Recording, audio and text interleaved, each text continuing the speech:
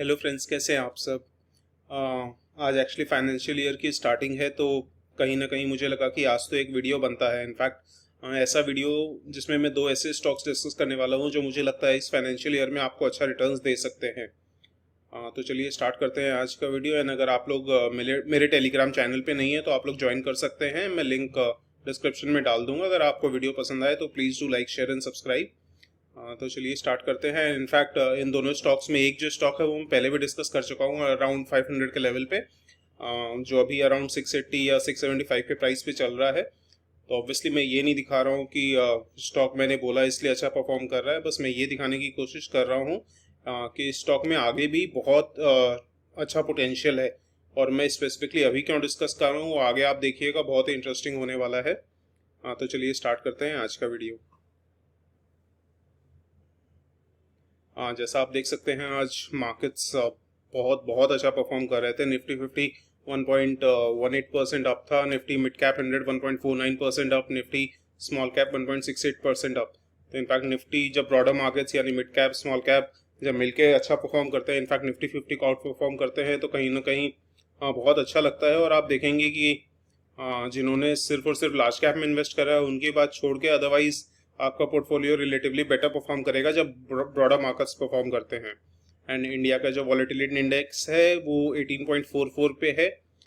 तो ये काफ़ी पॉजिटिव हो जाता है और ऑलमोस्ट 10% डाउन हुआ है इंडिया का विक्स। तो ये काफ़ी पॉजिटिव है। तो आने वाले दिनों में चांसेस पूरे हैं कि अब यहाँ से जर्नी कुछ दिनों के लिए एटलीस्ट आसान हो सकती है, अनटिल अनलेस कुछ ग्लोबली कुछ ऐसा कोई कांड नहीं होता। तो अदरवाइज ऐसे लगता है कि आने वाले दिनों में मार्केट्स अच्छे रहने चाहिए। ऑब्वियसली बीच बीच में थोड़े बहुत हिकअप्स आएंगे या थोड़ी बहुत प्रॉफिट बुकिंग आएगी, but otherwise I think markets अपने next leg of upward journey के लिए तैयार हैं।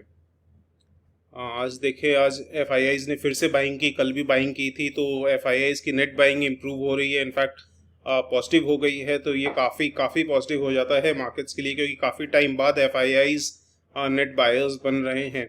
एडवांस डिक्लाइन रेशियो आज ऑलमोस्ट 5 का था, तो बहुत आज ऑलमोस्ट 5 शेयर्स एडवांस हो रहे थे, तो उसके कंपैरिजन में सिर्फ एक शेयर डिक्लाइन हो रहा था। डीआईआईज आज हल्की फुल्की नेट सेलिंग देखने को मिली, बट उतना कोई कंसर्निंग नहीं है। तो चलिए पहला स्टॉक जो मैं डिस्कस करने वाला हूँ अग्रवाल इंडस्ट्रियल कॉर्पोरेशन। ये स्टॉक भी मैं पहले डिस्कस कर चुका हूँ, उस वीडियो का मैं लिंक का डिस्क्रिप्शन में डाल दूंगा अगर आप डिटेल में समझना चाहते हैं इस कंपनी को। तो मैं ये कंपनी क्यों डिस्कस कर रहा हूँ, जैसे आप इस ग्राफ में देख सकते हैं ऑलमोस्ट 2017-18 में शेयर प्राइस पीक हुआ था, ऑलमोस्ट 800 से थोड़ा सा कम रह गया था, बट उसके बाद डिक्लाइन होते होते बिलो 100 पहुँच गया था। तो अभी वापस ये 700 के पास है। तो सिर्फ ये सिनारियो देखने से ऐसा लग रहा है कि अगर यही चीज़ रिपीट हुई तो कहीं ना कहीं मुझे जो 100% का रिटर्न्स हो रहा है क्या मुझे बुक कर लेना चाहिए। बट कहीं ना कहीं जो बोलते हैं ना, हाफ नॉलेज इज़ डेंजरस।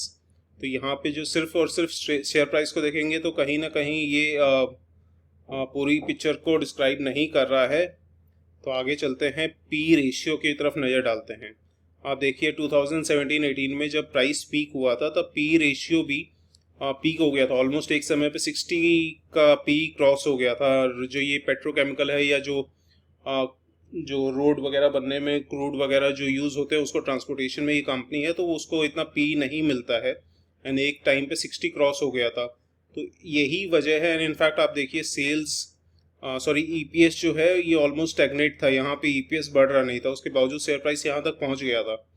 तो इसी वजह से कंपनी काफ़ी ओवर वैल्यूड हो गई थी, ये स्टॉक काफ़ी ओवर वैल्यूड हो गया था, जिसकी वजह से ये गिरता काफ़ी गिर गया था शेयर प्राइस, जिसकी वजह से प्राइस अर्निंग्स रेशियो भी काफ़ी इनफैक्ट बिलो 10 आ गया था।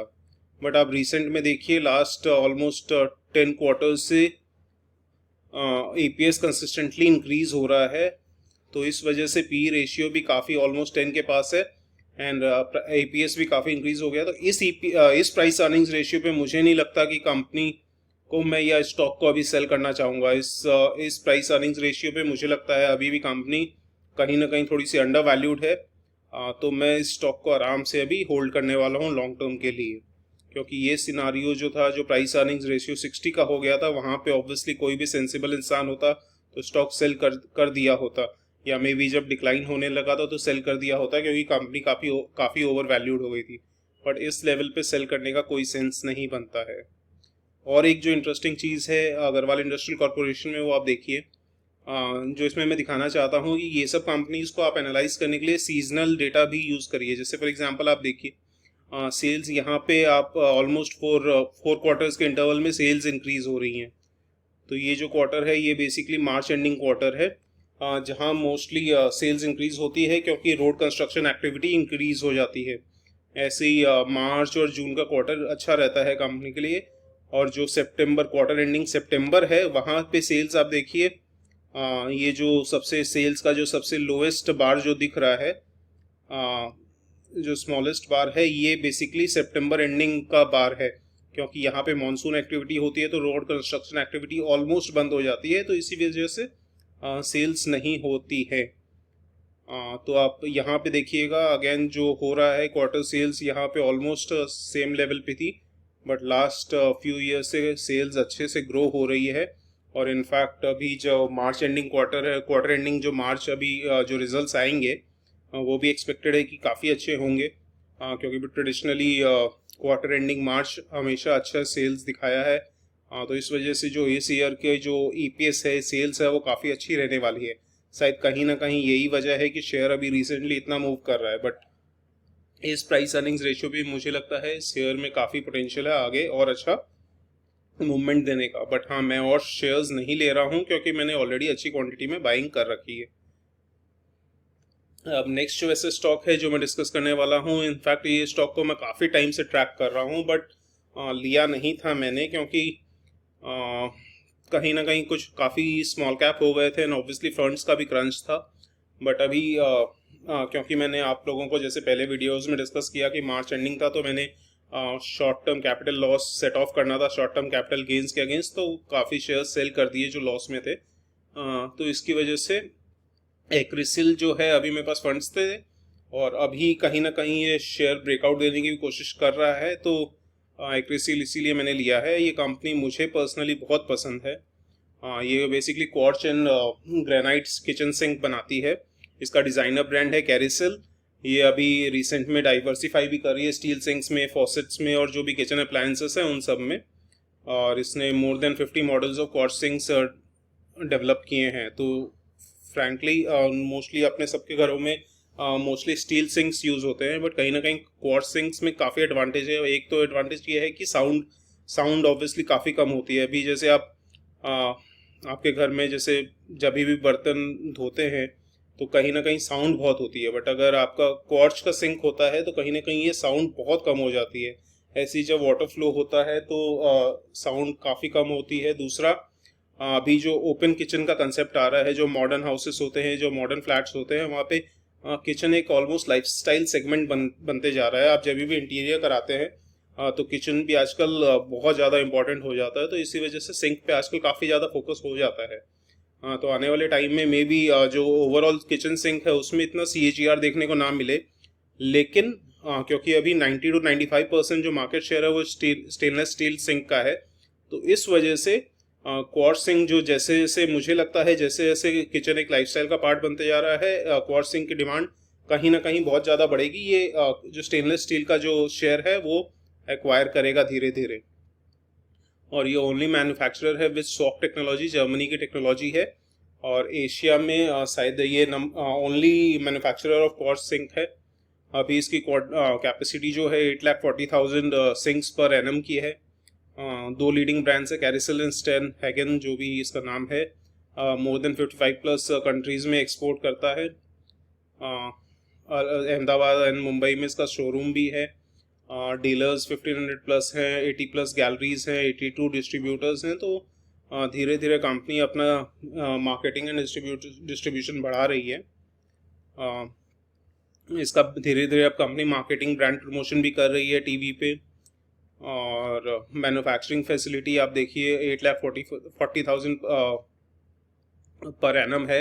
स्टेनलेस स्टील भी 90,000 है, अप्लायंसेस 7,000 है। तो धीरे धीरे कंपनी एक्सपैंड कर रही है। आप आगे देखेंगे कि कैपेक्स अच्छा खासा हो रहा है कंपनी में। एंड टेक्नोलॉजी देखिए, only company in India and Asian among 4 companies globally to have the technology to manufacture quartz sinks.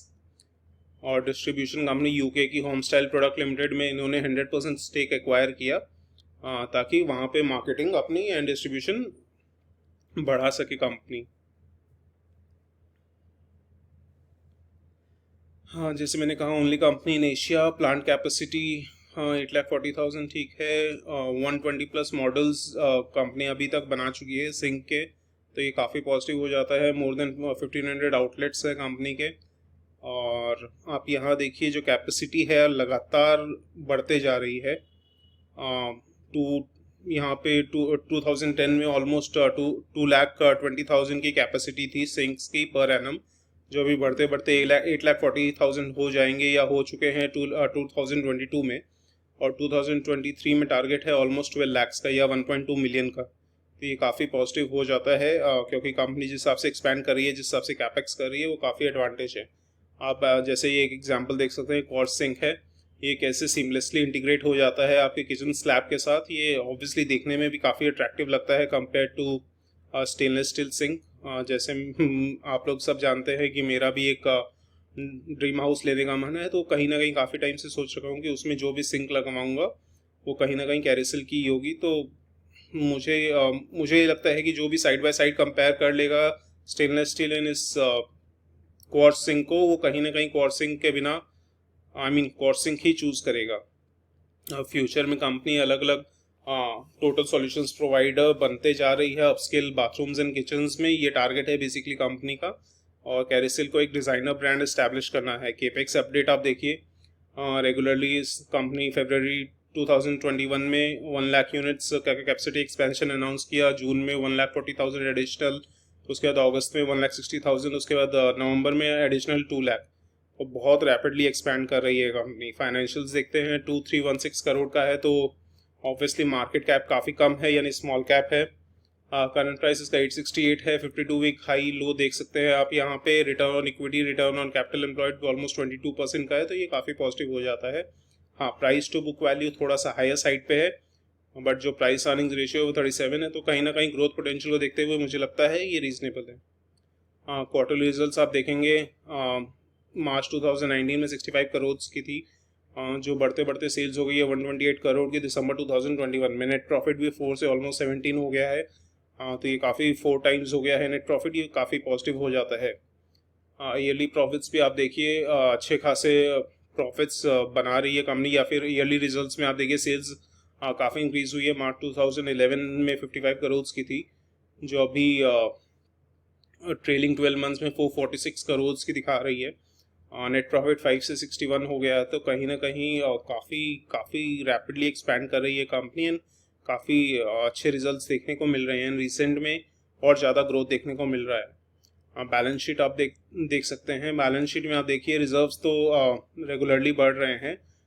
Last कुछ क्वार्टर्स से बोरोइंग्स उतनी नहीं बढ़ी है, तो ये कहीं ना कहीं पॉजिटिव हो जाता है, बट स्टिल इक्विटी के कंपैरिजन में डेट तो है, ऑलमोस्ट 2:1 का रेशियो है, तो थोड़ी सी डेट ज़्यादा है, but again growth potential and expansion जो कर रही है कंपनी, उसके हिसाब से मुझे रीजनेबल लगता है। ऑब्वियसली स्मॉल कैप है तो रिस्क ज़्यादा है, बट अदरवाइज पर्सनली मुझे लगता है कि एक्सपैंड करने के लिए कंपनी को डेट वगैरह इशू करनी पड़ रही है। शेयर होल्डिंग पैटर्न देखिए, प्रोमोटर्स की जो इन्होंने इंक्रीज की थी दिसंबर 2019 में ऑलमोस्ट 1% से, उसके बाद से प्रोमोटर स्टेक ऑलमोस्ट कांस्टेंट है। FIIs ने भी रिसेंटली एंटर किया है, बट स्मॉल परसेंटेज ही है, 0.38% ही है, तो इतना ज़्यादा फर्क नहीं पड़ता। DIIs का स्टेक ऑलमोस्ट 6% है, पब्लिक का ऑलमोस्ट 50% के आसपास है, तो प्रोमोटर स्टेक थोड़ा सा कम है, बट मुझे नहीं लगता कोई प्रॉब्लम है। उसके बाद आप देखिए वो शेयर प्राइस यहाँ पे इस लेवल पे आप 2014 से ऑलमोस्ट 2020 तक हार्डली शेयर प्राइस मूव कर रहा था, बट रिसेंट में अब जैसे जैसे ग्लोबलाइजेशन बढ़ रही है, कंपनी के एक्सपोर्ट्स बढ़ रहे हैं, तो शेयर प्राइस भी काफ़ी अच्छा रिटर्न्स दिया है लास्ट 1.5 ईयर्स में कंपनी ने। आप देखिए जो इसका EPS है लास्ट फ्यू क्वार्टर्स में या फिर लास्ट 2-3 ईयर्स में EPS बहुत अच्छे से हाई बना रहा है। उसके कंपैरिजन में प्राइस अर्निंग्स रेशियो यहाँ काफ़ी हाई हो गया था, उसके बाद डिक्लाइन हुआ, बट अभी थोड़ा सा जो इसका मीडियन पी है 26.6, उसके कंपैरिजन में प्राइस अर्निंग रेशियो, तो जैसा आप देख सकते हैं मीडियन पी के कंपैरिजन में अभी जो प्राइस अर्निंग्स रेशियो चल रहा है वो थोड़ा सा हायर साइड पे है। मीडियन पी अराउंड 27 है, उसके कंपैरिजन में ऑलमोस्ट 37 प्राइस अर्निंग्स रेशियो चल रहा है। बट मुझे लगता है कि जो कैपेसिटी एक्सपेंशन हो रहा है, जो डिमांड बढ़ रही है प्रोडक्ट्स की, एंड जो ग्रोथ देखने को मिल रहा है, उस हिसाब से मुझे वैल्यूएशन अभी भी रीजनेबल लगती है। और ईपीएस आप देखिए ऑलमोस्ट जो स्लोप है ईपीएस बढ़ने की वो बहुत ज़्यादा बढ़ गई है, तो मुझे कहीं ना कहीं इस लेवल पे भी अट्रैक्टिव लग रही है ये कंपनी। आप देखिए यहाँ पे सेल्स जो है, क्वार्टरली सेल्स रेगुलरली इंक्रीज हो रही है। उसके बाद ग्रॉस प्रॉफिट मार्जिन थोड़ा सा डिक्लाइन हुआ है, बट ऑपरेटिंग प्रॉफिट मार्जिन कहीं ना कहीं इम्प्रूवमेंट देखने को मिला है। यहाँ से आप देखिए जो ऑलमोस्ट 10% का था, यहाँ पे ऑलमोस्ट बढ़ते बढ़ते मोर देन 20% हो गया है। नेट प्रॉफिट मार्जिन जो यहाँ पे तो ऑलमोस्ट चलिए 0% से भी कम था, यहाँ कंपनी लॉस में थी, बट यहाँ जैसे ऑलमोस्ट 5% के आसपास था, बट उसके बाद बढ़ते बढ़ते अभी मोर देन 10% हो गया है नेट प्रॉफिट मार्जिन। तो कहीं ना कहीं कंपनी बहुत अच्छा परफॉर्मेंस दिखा रही है लास्ट कुछ टाइम से। अब चलिए डिस्कस करते हैं सपोर्ट एंड रेजिस्टेंस। अभी कंपनी अप मूव में है, इनफैक्ट कंपनी ने लो भी बनाया था अराउंड 675 या 650 के लेवल पे, बट उसके बाद से या कहीं ना कहीं कहीं पे भी मैं ले लेता, बट ऑब्वियसली जब स्टॉक गिर रहा होता है तब लेना आसान नहीं होता, और इनफैक्ट उस टाइम फंड्स भी नहीं थे, तो मैंने लिया नहीं। बट अभी ये स्टॉक मैंने इस प्राइस पे लिया है, 865 के प्राइस पे लिया है। अभी 869 इसका प्राइस है, करंट प्राइस। जो इसका सपोर्ट है वो कहीं ना कहीं ऑलमोस्ट 800 के लेवल पे है, जो रेजिस्टेंस है वो 900 के लेवल पे है। But as a long term investor मैं बहुत ज़्यादा इतने नैरो रेंज में फोकस नहीं करता।